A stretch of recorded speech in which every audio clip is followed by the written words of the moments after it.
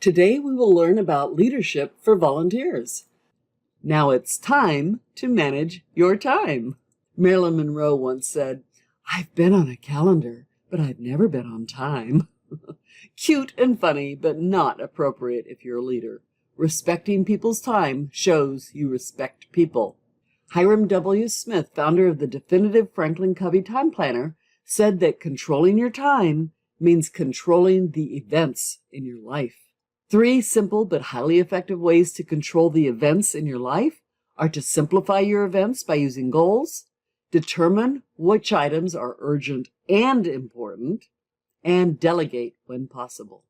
Ben Franklin, who is also the father of time management, explains how he was able to accomplish so much in his life. Every morning, he said, the question is, what good shall I do this day? That image is his actual time planner that he invented, and he wrote down everything in it that he needed to do. The first level of time management is to make a weekly to-do list. Like everyone who's ever grown crops knows, to everything there is a season. Simply make a list of what you need to do, then check them off as you complete them. If you're already doing that, kick it up a notch. The second level of time management is to prioritize your weekly list based on when you need to get them done. A's are today, B's are this week, and C's are later, when and if you have time. If this works for you, you can stop here and simply prioritize. But if you have too many priorities, you need to figure out what's important to you, or as I like to say, what's more important. That means to begin with the end in mind by setting goals. SMART goals are specific, measurable, attainable, relevant, and time-bound. Google SMART goals for more on how to set them. This will help you determine where you want to be before you can effectively decide what you should do. To set goals, determine what is important to you. What do you value? Your reputation, that was my goal at one point in my life when I was young in my career. My family, that became more important as I got older and I realized I only had so many days to spend with my family. Or your legacy. Now that I'm retired from making money in business, I want to be able to see, how am I leaving the world a better place? What is your personal mission statement? To inspire others to achieve great things, or to be kind to others and myself, for example? What is your team vision? To promote patriotism, preserve American history, and secure America's future through better education? Or to simply show kindness and connection? Once you know them, ensure that anything that helps you reach your goals makes it to your list, and anything that doesn't may or may not make it to your list. Peter Drucker, the architect of modern management, also said, "There is nothing so useless than doing efficiently that which should not be done at all." I used to be the queen of that. For example, like when my job included responding to RFPs or requests for proposals. I had to go to every department and ask them for their answers to the RFP. I hated doing it. So when I got my latest one, I put it aside. When did I pick it up again? The day before it was due. Then I reprioritized everyone else's day to get it done. Was I building relationships or a rotten reputation? The next day when I called to verify they got it, they said yes, but they didn't need it. We already had a contract with them. It didn't need to be done at all. One phone call would have prevented that waste of time and waste of reputation.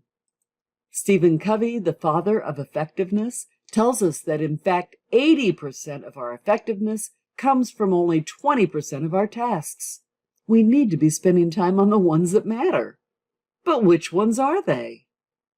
The quadrants of effectiveness tells us and how to prioritize that to-do list.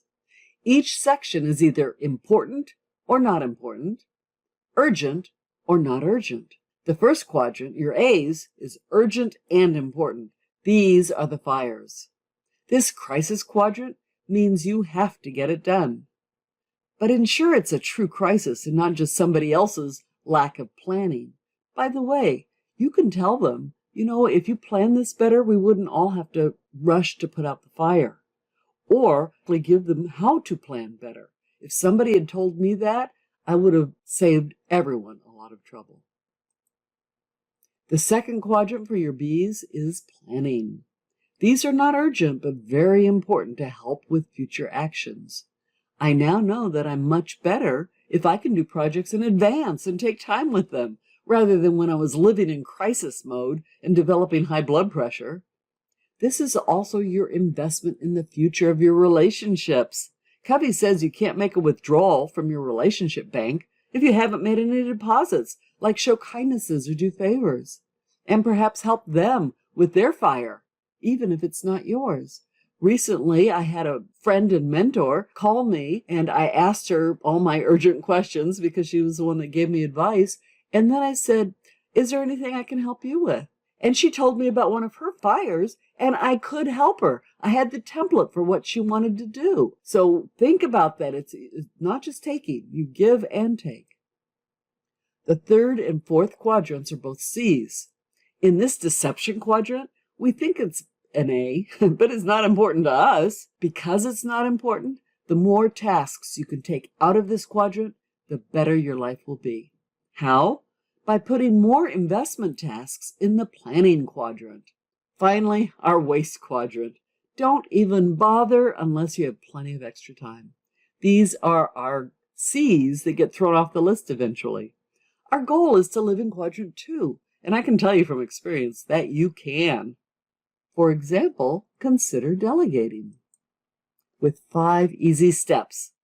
Number 1, set a clear objective, just like we learned in Start with a Vision. For example, let's say your next door neighbor's teenager comes over and says, I need to earn some money. Can I do something for you? Yes, I want you to clean up my front yard. That's the vision. But then, step 2 is to give clear instructions. After all, a problem well stated is a problem half solved. How do you clean up that yard? Use a lawnmower and an edger on the grass, and then a broom and a trash can on the sidewalk. Number 3, set deadlines and checkpoints. I need you to finish by 5, and I'll check with you at lunch to see how it's going. If you check with somebody and don't tell them you're going to, they're going to say, why are you checking up on me? So you let them know, I'll check up with you on Wednesday. So you want to see how it's going. Number 4, clarify responsibility and authority. If you don't want them to make any changes, ensure you tell them what they can do. Don't do the bushes, just the lawn. Number 5, give feedback. Follow up. If it's great, let them know.